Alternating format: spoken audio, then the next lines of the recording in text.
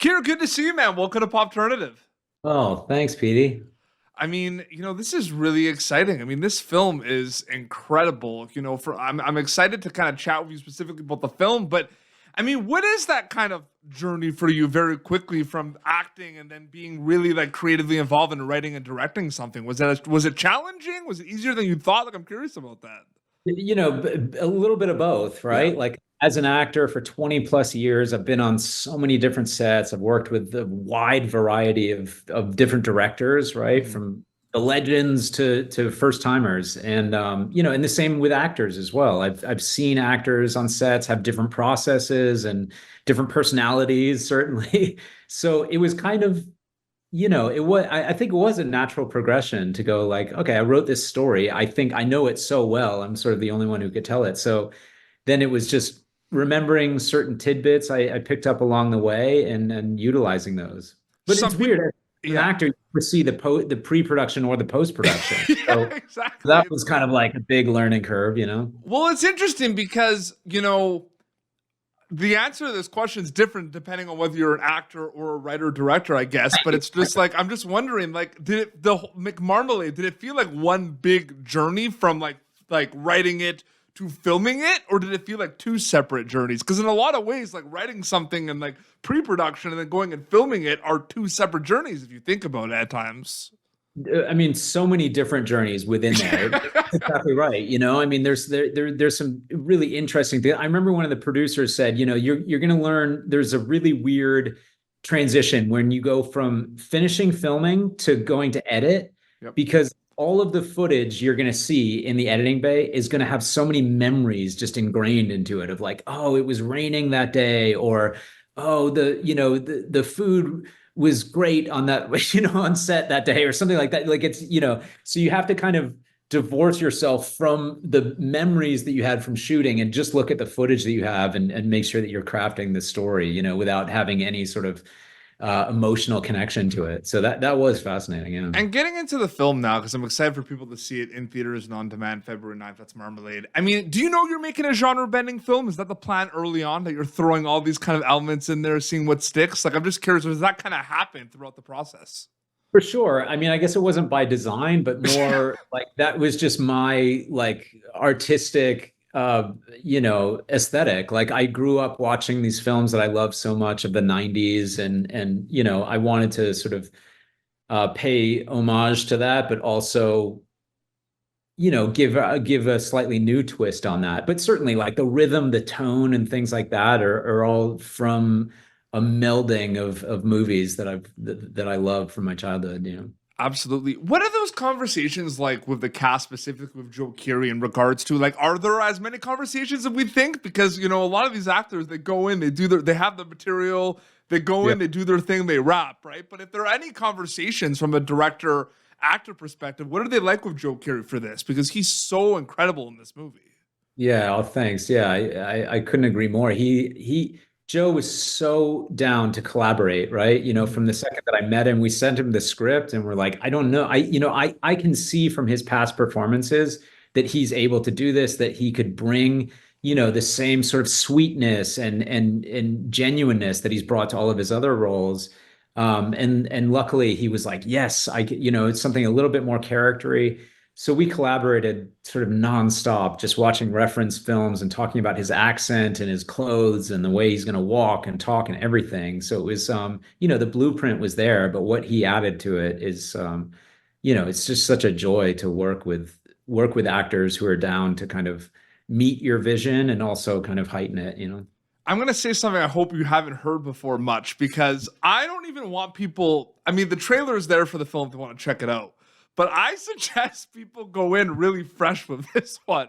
That's why I'm I not really asking many questions Yeah, about the plot. yeah. Like, this one is so good if you don't know much. You know what I mean by that?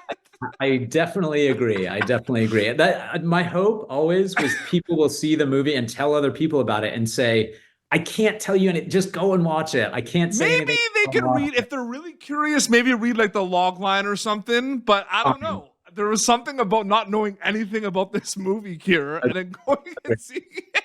Agreed. On top of that, I'll say this. It's even better on a second watch. And I'm not saying that to try to collect, but it's but it's, there's many Easter eggs and there's fun kind of things along the way that once you know the full tale, it becomes a different view the second time. Are your projects and journeys in the past where you acted separate from these projects like Marmalade where you're more creative, or do you take things from those projects that you worked on to Marmalade, or are they separate? Because I feel like learning experiences are always going to follow you around, but like, what's that like for you? Because you have an incredible body of work, but like, do you take elements for those to something like Marmalade, like from an acting perspective, creatively? Yeah, definitely. Yeah. Definitely. Like I said, the like different processes of actors. I think a lot of first-time directors can be fearful of working with actors, and that to me, there was a lot of directing that I didn't know about, right? But working with actors, I felt very comfortable with that. Yeah. You need what works for one actor is not going to work for another one, sometimes. So that I felt very comfortable with. It was just kind of honing in on like, oh, okay, Joe sort of works this way, Camila works this way, Aldis works this way, and certainly for the smaller bit parts, some people weren't as comfortable on camera, so you have to kind of guide that along or whatever.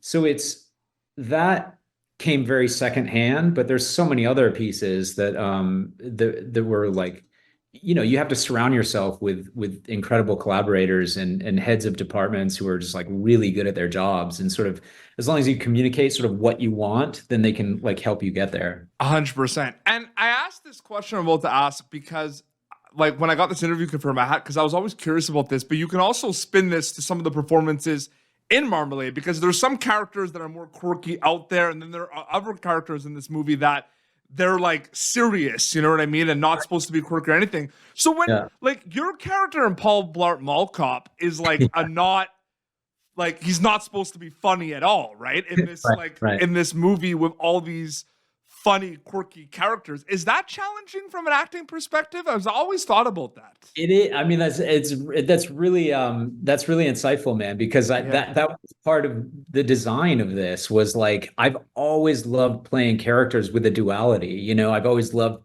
being able to play one thing and then switch it up by the end. So going into writing Marmalade, I was like, okay, can I do that multiple times with several characters, and play into a certain trope and then flip it upside down. So yeah, that was by design for sure, of like from the roles that I've loved to play in my past. Yeah, because I find that interesting. And I feel like, the life of an actor is, you audition, you get the role, you go, you film it, you wrap, it's out of your hands. There's going to be kind of moments that just kind of stay with you throughout your career, like Wedding Crashers and everything. Do you think about the fact, like when you're making it though, like maybe I'm going to become like you can't predict that obviously, but like, was there like, I feel like that movie was so amazing and so many incredible people were on that movie, then maybe you thought about like, maybe we're on to something special here with Wedding Crashers.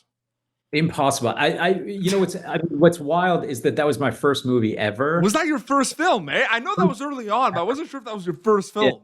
My first film. So it was like hitting the lottery. I had no concept whatsoever of like what comes after that fact, So I was just very dedicated to the work, pinching myself every day. Like, I cannot believe that I'm on this set. I get to work with these people. But there was rumblings of sort of like people going, I think we have something special here. I think this is going to do well. And this, I was like, oh, okay. Like I didn't, and even when it did incredibly well, I was sort of like, oh, okay. Like, I guess that's what happens with movies. I've learned since that is not the case with every film.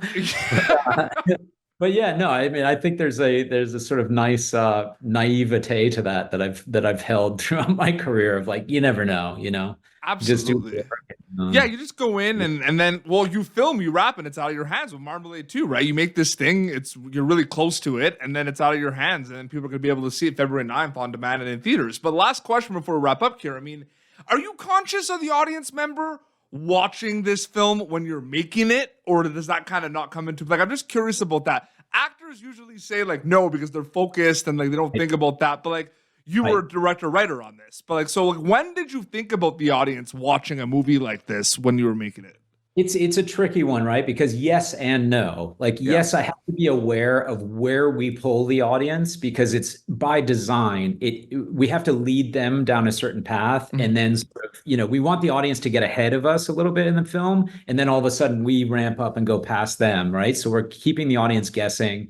certain characters sort of lead us down a path, and you're guessing, even the world that we've created, this sort of weird whimsical world, you're like, what's real and what's not. Yeah. So I had to be aware of sort of where to pull the audience, yet at the same time, it's like you have to stay true to your vision and your tone and not think about, well, will people like this or not? Yeah. You can't go down that road. But yeah, it's always like it was a fun dance to kind of decide where to take the audience.